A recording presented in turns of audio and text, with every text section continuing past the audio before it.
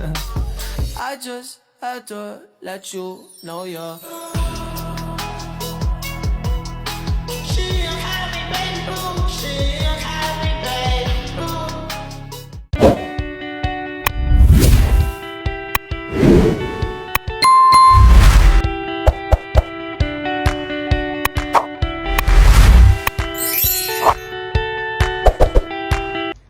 Good evening everyone, especially to you sir, and my name is Algenio Fuentes Lambo, and now I'm going to discuss the parts and function of Lafayette.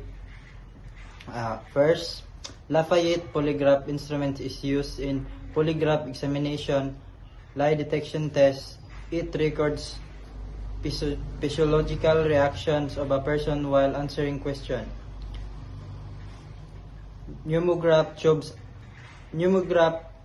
tubes, upper and lower, rubber tube placed around the chest and abdomen to measure respiration or breathing patterns.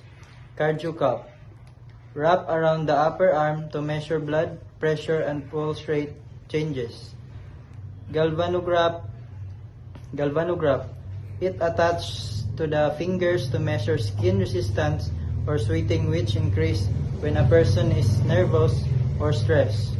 Movement sensor, activity sensor, detects body movements that may indicate attempts to manipulate the test. Recording unit, computer system, the main unit that records displays the physiological reactions in the form of graphs or charts.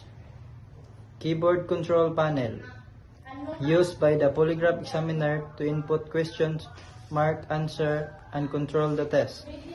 Data acquisition, system collects signals from all sensors and converts them into digital data for analysis.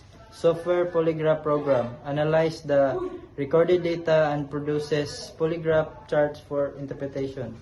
Ang background.